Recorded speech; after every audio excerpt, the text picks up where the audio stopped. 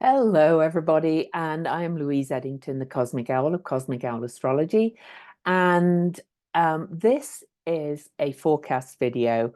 I apologize that I did not get the week ahead video done for this week because we were moving my eldest daughter up to Seattle to live with our youngest daughter. Long story. I took my laptop fully intending to get some work done, and then things went a bit chaotic and crazy, and I did not get a chance to get any work done. So I'm going to actually do a forecast video starting today, Friday the 15th, that'll take you right through next week. So it's a 10-day one, and then I'll kind of be caught up. But I'm hearing that a lot of people's lives have been utter chaos. So I'm not the only one. So if yours has been chaos too, then it's the energies. We are in eclipse season. We are we're heading towards the first eclipse on the 25th, the lunar eclipse. There's a video about that on my podcast. We're also, heading towards a Mercury retrograde. So the retrogrades are starting up again after quite a long time of most planets going direct. I use extras, so sometimes, so there have been some retrogrades. So it is a chaotic time, and so if your life feels like it's crazy, then it's the energies. So that's all I'm going to say. Excuse me, I just got something there. Okay, so I'm going to share the chart, and we're going to start today. And let me get my PDF as well of all the aspects. So I've already done my Substack post. The link is to my Substack for my daily free posts is below. But so we're not going to go into full detail. As usual with the week ahead forecasts, I'm not going to really focus on the moon. That's what my daily writing is for. But here we are on March the 15th. It's actually 11. That's not quite right. Let's have a look. There we go. Now it's 12:05 p.m. Eastern time. Always these are on Eastern time. So you need to adjust for your time zones if you want the exact aspect times. But as I always say, because I'm talking about the bigger aspects, they don't just happen on a moment generally. So, but if you're a day ahead, Australia, you'll kind of have to think in terms that this is probably heading into Saturday for you. Timeanddate.com or World Time Buddy, great sites for converting to your time zones. But here we are, we're heading into eclipse season, March the 15th. Happy Venus Day. It's Friday. You can see Mercury is whizzing through Aries, but is going to start slowing down because he's heading towards a retrograde, not turning retrograde till April the 1st. So we've got a little while yet, not actually hitting the degree of the so-called shadow, which means that Mercury will cross the degree that he'll station direct at later, or he's a very non-binary kind of character. But that is actually at 15 degrees Aries, which is where the nodes are now, or 15 Aries Libra. And I use the true calculation of the nodes. I've always found it to work best for me.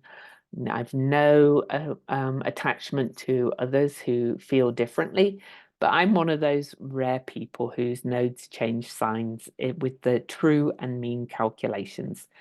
So what that means is that the nodes are now at 15 Aries Libra, and they are going to stay at that degree for quite a long time through the eclipses. This is what always happens in the eclipse portal because the eclipses are new and full moons close to the eclipses. There's a lot more to it technically, but that's the basics.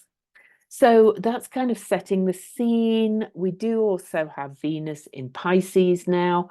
Venus loves being in Pisces. So, it's a lot more kind of creative and lovey and just feel sitting high on the throne of relationships.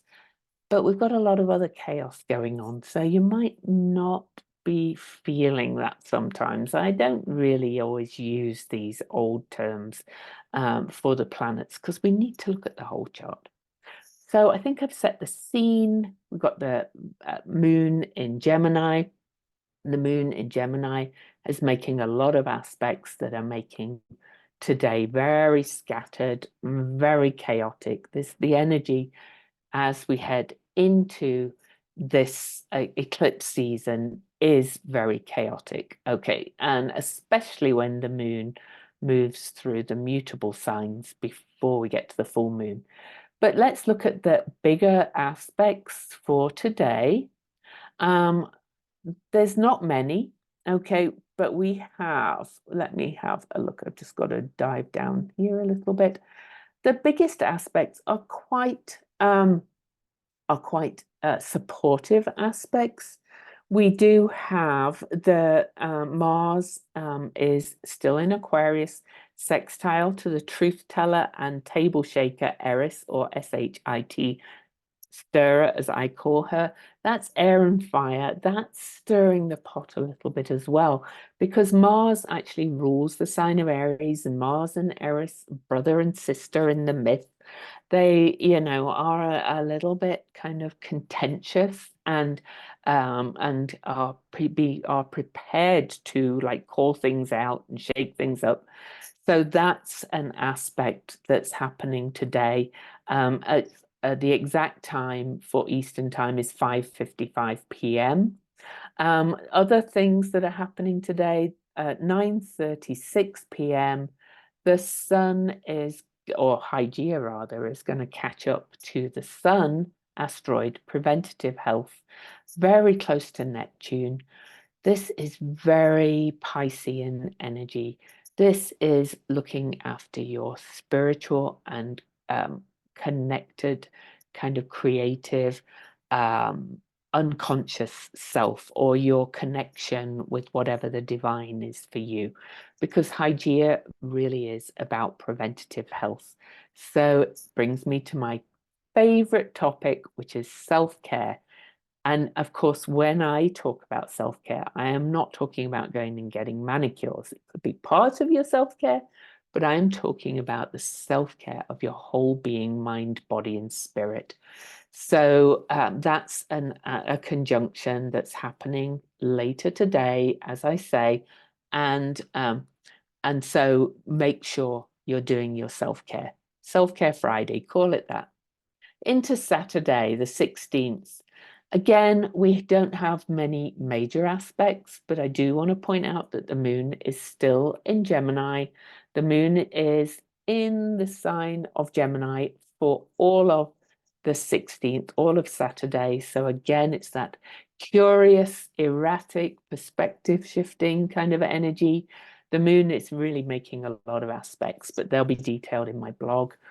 The biggest aspect on Saturday is that Ceres is square to Mercury, or Mercury is the faster moving energy, is going to come up and square Ceres at 12 degrees and 5 minutes of Aries and Capricorn.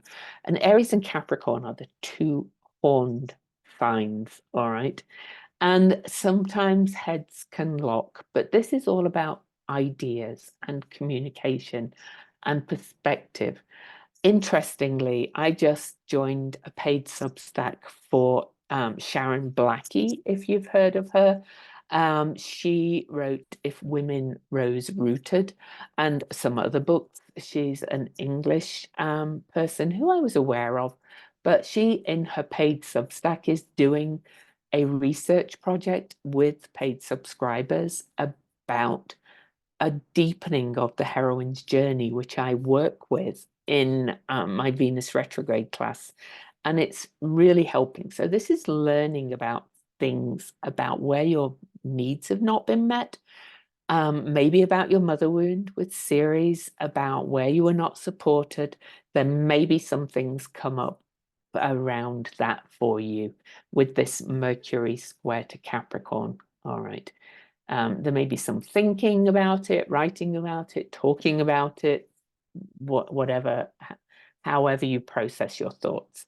But it's very clear. Mercury in Aquarius, I'm sorry, in Aries is very direct. And there may be a tendency to say something that you may be better off just holding back from saying and perhaps expressing it in writing, journaling, or therapy, or something like that, or to a good friend.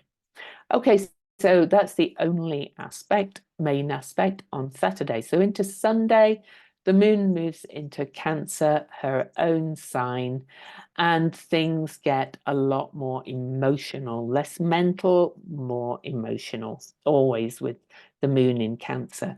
And the moon in Cancer, is about family, protection, safety, security.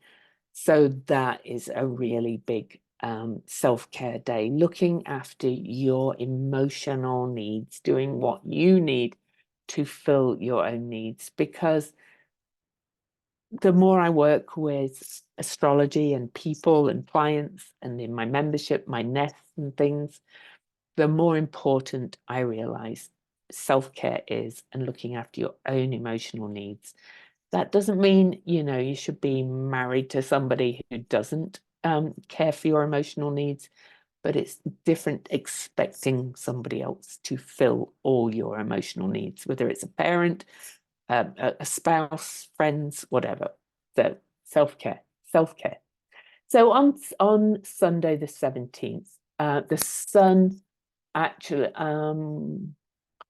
let me look. Yeah, Mercury. No, that's past. So I'm not going to talk about that one. But anyway, the sun on Sunday at 5:43 a.m. actually conjuncts Neptune exactly. So we started with that sun Hygeia conjunction, looking after your preventative, creative, um, um, interconnectedness, subconscious connection with the divine, looking at preventative spiritual health, really, I'm going to call it. And you can see that this carries on all weekend at least, because then Hygeia is going to come up to Neptune. This is powerful kind of energy. It's also square to the galactic center over here. So this is the kind of energy where you may get downloads about what really supports your creativity. You may get some creative downloads. You may get things you want to write.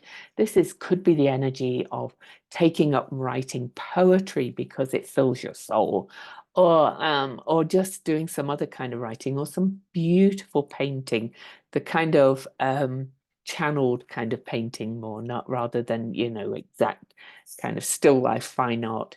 This is beautiful kind of energy, to be quite honest, but you have to tune into it because it can also be very confusing. With this square to the galactic center, you're likely to get new insights, downloads, information coming in, and it's up to you how you respond to that. So that's a powerful conjunction on Sunday. Sunday is a very watery day. So I'm actually going to read a little poem to you that I'm going to share in a post I'm writing. And it's a post that was shared with me by my friend Sarah, who is my kind of accountability partner. And I've just come back from Seattle, and it rained a lot when we were there. Doesn't always, because we've been when it doesn't. But anyway, this poem feels really good especially for the watery energy once the moon moves into Cancer Sunday morning. The rain is why I live in Seattle. After 2 cups of coffee, a cup of tea, this is when we pause and lift our arid souls towards the ceiling and breathe, because the grey sky has yet again decided to baptize, chastise, and remind us that water is a deity. Anyway, I'm just going to leave you with that for now. I'm not going to go into what it means. I'll let you soak up those words. Oh, and his name is Sherman Alexie, the poet that wrote that. So thank you, Sarah, for sharing that with me. It feels very appropriate for the energy of Sunday, which is so watery and emotional and literally kind of rainy in your soul, even if it's not raining on the outside, kind of washing away a lot of aridity in your soul. All right. So other things that are happening on the 17th, happy St. Patrick's Day, by the way, to those that celebrate. Well, Mars, actually, interestingly enough, later in the day. Mars is in Aquarius still.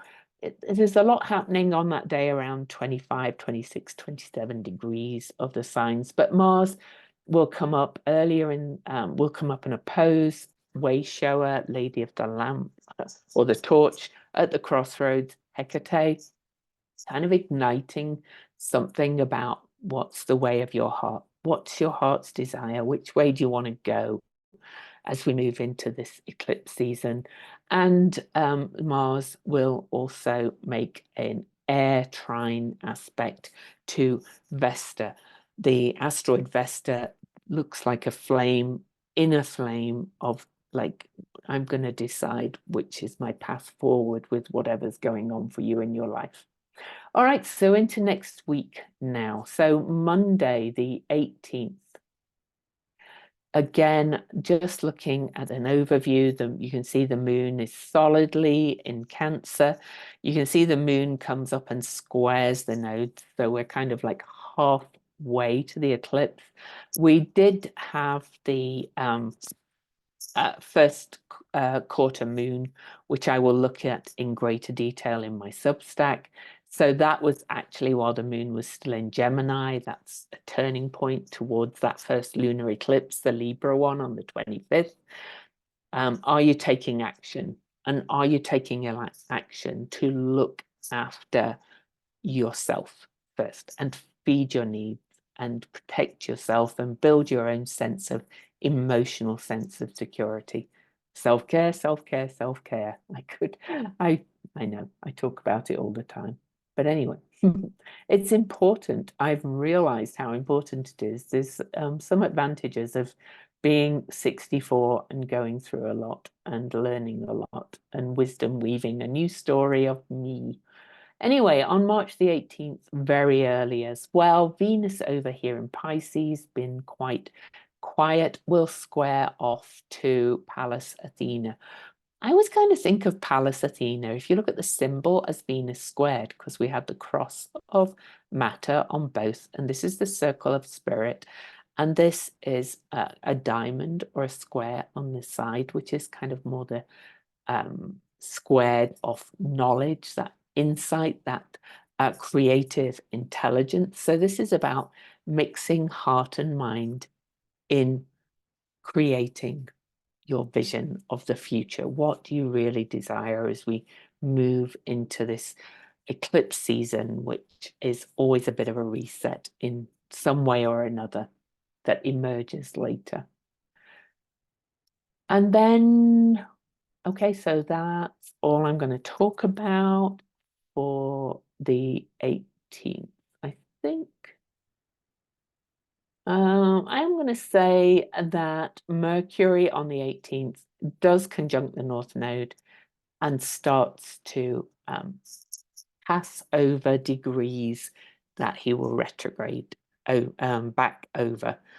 So when Mercury stations retrograde on April the 1st, he will travel back through the degrees to 15 degrees of Aries. I'm probably going to do a whole video on the Mercury retrograde coming up, but I just want to note that on March the 18th, Mercury is not only conjunct the Aries North Node, which is kind of saying, here I am, start taking a stand for me, standing up for myself, standing up strongly for who I am and what my desires are. Mercury crossing that North Node is going to kind of work on that, work about communicating who you are to yourself, probably first through the Mercury retrograde, and then we'll come back and go forward. But I just wanted to point out that I don't believe in the shadows, so don't get into the whole like, oh, everything's going to start going to chaos. I mean, we're in eclipse season anyway as well, so but you get the idea. So Mercury does cross that North Node on the 18th, and that's in the evening. Then on to the 19th, I'll be doing a whole video on the Aries ingress chart, but I do want to say that on the 19th, the Sun leaves Pisces and enters Aries. We really enter eclipse season because the eclipses are in Libra and Aries, but also it's goodbye Pisces birthdays, hello Aries birthdays. And I always think of the Aries ingress as the astrological new year. I don't do New Year's resolutions on the arbitrary day of January the 1st. It's Aries, the first sign, this sign of action, pioneering, doing things.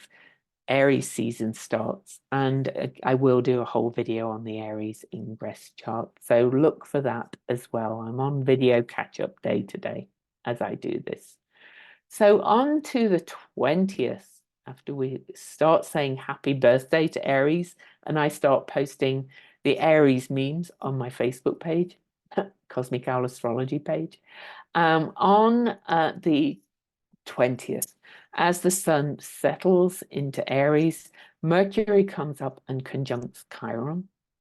And so that's kind of thinking about how are we healing the wounds that have opened up, the identity wounds that have opened up through this Aries North Node and Libra South Node journey. We've been on that journey since last July when the nodes changed into Aries and Libra, and we'll be in that journey till early next year. And this is about really getting in touch with who you are and taking a stand for yourself and not just papering over the cracks, playing nice, hiding behind niceties and niceness anymore. But it's not about attacking people. It's about healing those identity wounds and not saying, this is who I am, this is what I want, kind of thing. Very powerfully and strongly and moving forward. Then as well, just after Mercury conjuncts Chiron, there may be a bit of anxiety that day. By the way, the moon's moved into Leo by that point as well. So out of Cancer, we've got fire now. We've got Aries, which is fire, Aries sun. We've got all these aspects in Aries. Now we've got the Leo moon as well. We're drying out a bit, thankfully. Less emotion, more like I feel this eclipse building. We're just on the way to this first eclipse, and it really is time to take action. And the fire gives us that boost of power to actually start creating what we want. But also on Wednesday, the 20th, Venus, again, likes being in Pisces, opposes Juno. And that's another divine feminine aspect, for want of a better term. This is kind of like the crown of, the divine feminine on the cross of matter. This is bringing something back that you've been working on, and something we did in my Venus retrograde class last summer about putting on your crown. Who are you really? What are you creating? What is your inner child want to do? And what is your most right work and useful work in the world? What is that for you? Venus is going to take a good hard look at that as she opposes Juno. It's also coming up to a conjunction with Saturn. So there may be some like releasing of blocks and more self-limiting beliefs in this progressive pattern that we are in. So later on March the 20th, Hygeia exactly conjuncts Neptune, still square to the galactic center. We're still getting this preventative health, spiritual downloads, new information coming through about what you trust and have faith in, what do you believe, okay? And you know, it's you know, you could believe in, I don't know, that painting or poetry will kind of save your soul, and so that's the kind of thing. Start writing poems. Anyway.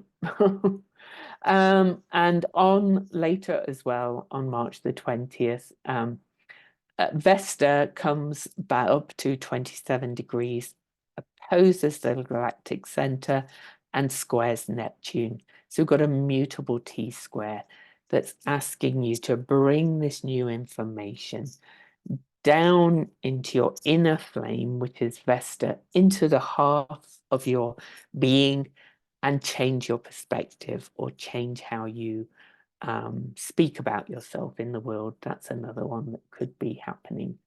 Okay, March the 21st, my wedding anniversary. Oh my goodness, I better go and get a card. That time's gone by fast. Anyway, Venus is going to come up to Saturn, and that can be a reality check. Okay, Venus conjunct Saturn can be a bit of a reality check in relationships. Now, it's not always a bad one, though. Sometimes it can be a little bit of a wake-up call and kind of letting go of some more limiting beliefs in your significant relationships. But remember that Venus is also about relationship to the earth and the material world and your senses. And it's in Pisces. So it's more about that kind of higher love kind of energy, agape kind of thing. And this still opposing Juno in Virgo. What's your right work? What's your practical work once you've connected to this kind of energetic, higher kind of unconscious, creative kind of energy? And how can you express that to your partner? I'm already getting the ideas about what to do on my wedding anniversary. Okay, so I just had a weird feeling there about that, but okay. Yeah, I'll go and do that later. On March the 22nd. Oh, have much on March 21st? March the 21st. Oh, I hadn't moved the thing. I talked about the aspects, but on March 21st, you can see that the moon is finishing up in Leo. So on to the 22nd, trying to get through now, so this is not too long. But March the 22nd, getting close to the full moon, we do not have many major aspects, but we do have a sign change. So we start early on March the 22nd with Mars finishing his journey, the warrior, the action taker, our drive, our will, finishing his journey in Aquarius at that anaretic critical degree.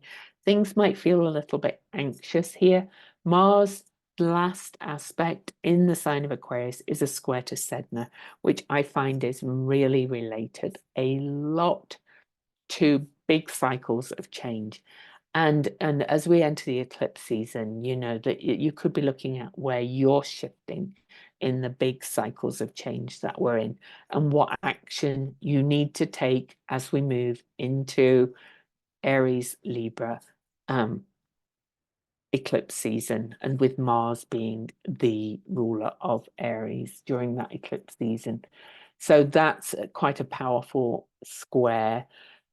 Before I talk about the last thing that happens late on next Friday, March the 22nd, Ceres over here does come up and trines Jupiter. Okay, so this was actually a little bit before. This is kind of a little bit weirdly off, but this is about expanding that self-care and really getting in touch with your body and your humanness. Okay, earth signs, we are being drawn down to our humanness, our animal body, our somatic body, our connection with the earth. If you want a great read about that, that book that I mentioned, If Women Rise Rooted, is amazing. It could be for men too, who feel that connection, that pull to be drawn down, to stop like exploring space and just to reconnect with our home and our bodies and what's our divine feminine, whatever you want to call it.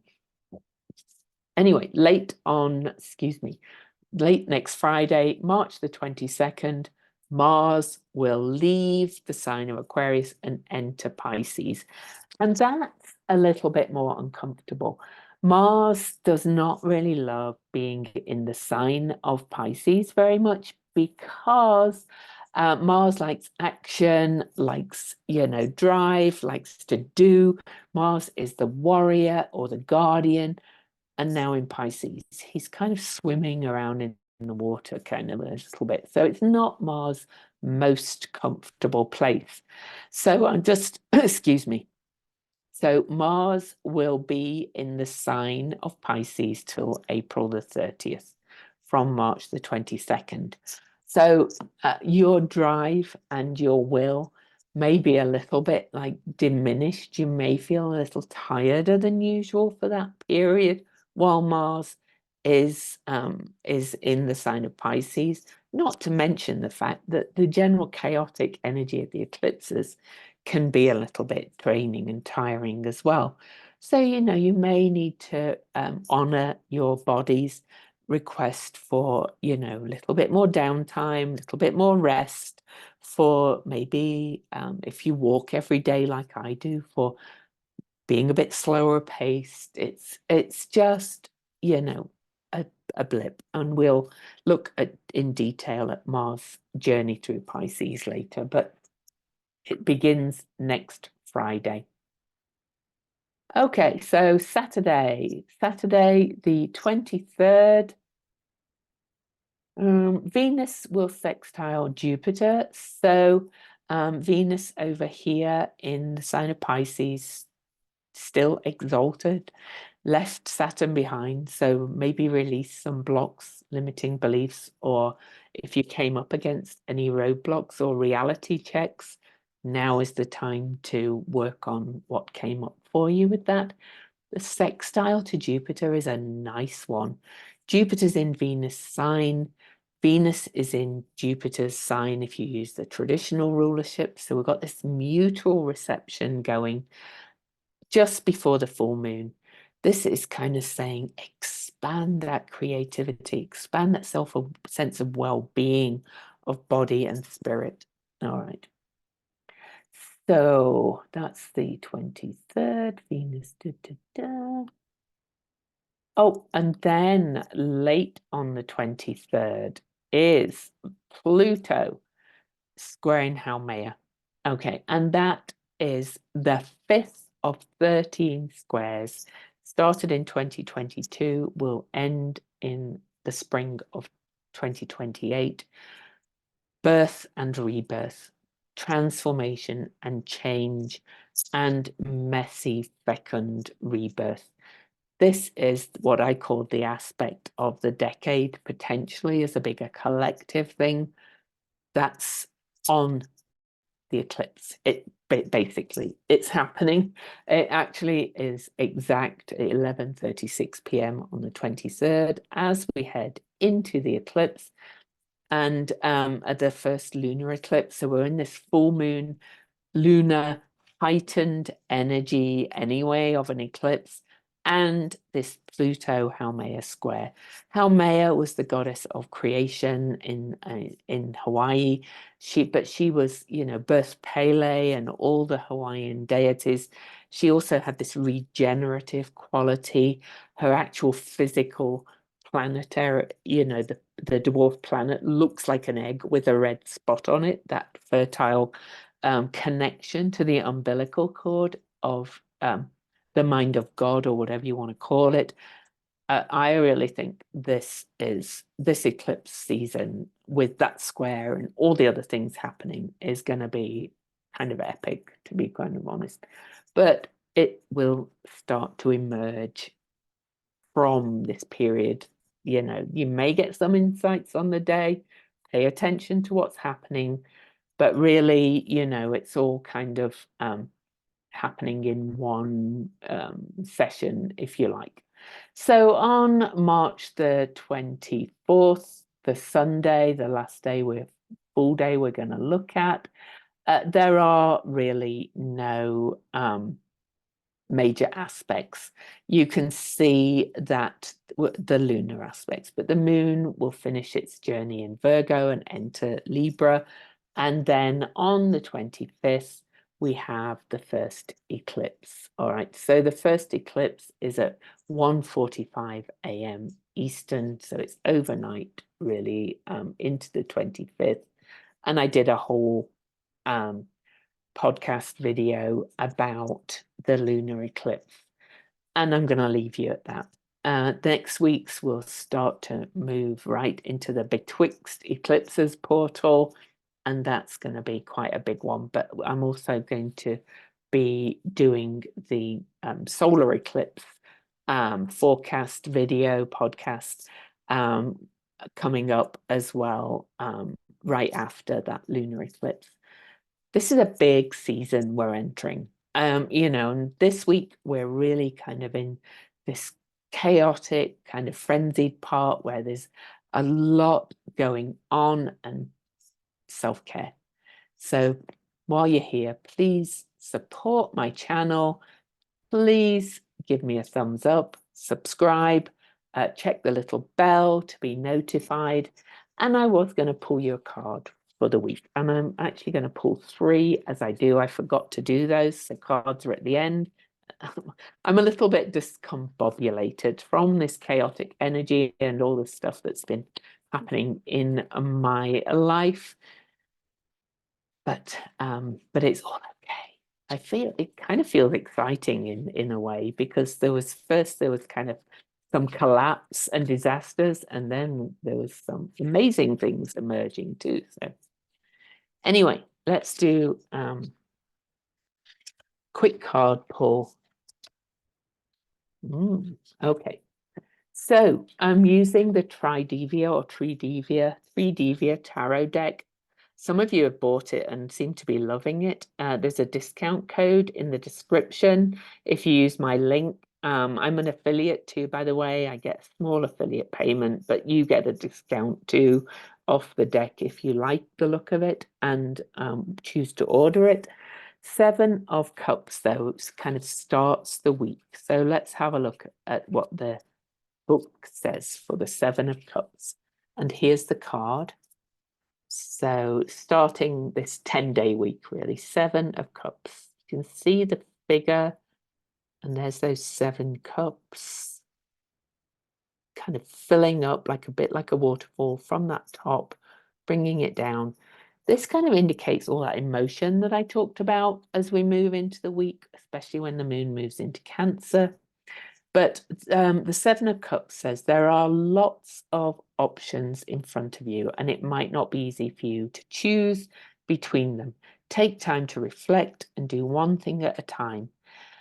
Follow your intuition, express your inner creativity, and trust. I talked about trust, if you remember, that it will lead you to the right path.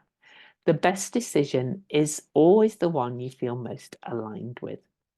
So the affirmation is, I am expressing myself creatively and enjoying all the pleasures life has to offer me. That's kind of funny because of a card I pulled for my Nest membership yesterday, the Empress of Pleasure. And that's reminded me to post a picture of the card for them. So 6 of Swords, kind of for the middle of this forecast. Okay, we move into the 6 of Swords. The Swords is very mental energy. And if you remember, Mercury was coming up to conjunct the North Node. But this is a reverse. 6 of Swords reversed. And I always like swords reversed. They're always a little better. But upright ones can be a bit like, oh. But the six is less unkind either way. But reversed says you resist change and stepping out of your comfort zone. Clinging on to what's familiar won't get you new perspectives. So embracing new patterns is beneficial to you in the long term. Change might feel uncomfortable right now, but believe that it will be worth it. Trust the process of adjusting to your new circumstances, and soon enough you will see why the change was imminent. And the affirmation is, I release my resistance to change. And the end of the week, as we go into that eclipse, we unsurprisingly get the wands, which is fire, because we've got so much Aries, even if it's a Libra moon eclipse. But we get the 5 of wands reversed. So here's the 5 of wands reversed. I'll hold it up, actually. This is another good reversed one, though. This says some conflict has been resolved and you feel relieved. However, you might feel an inner conflict and feel scattered with different options. You have strong opinions about some topics, but you feel like your heart is leading you toward the opposite, so you feel confused. Avoiding contradictions with others leaves you feeling unheard, and you have some unexpressed emotions building up. But the affirmation is, I live in harmony with myself and others. That's very Libra. So I'll let you take from it whatever that means for you. And I will see you on the Aries ingress video, which I'm going to record later. So I love you all. Bye.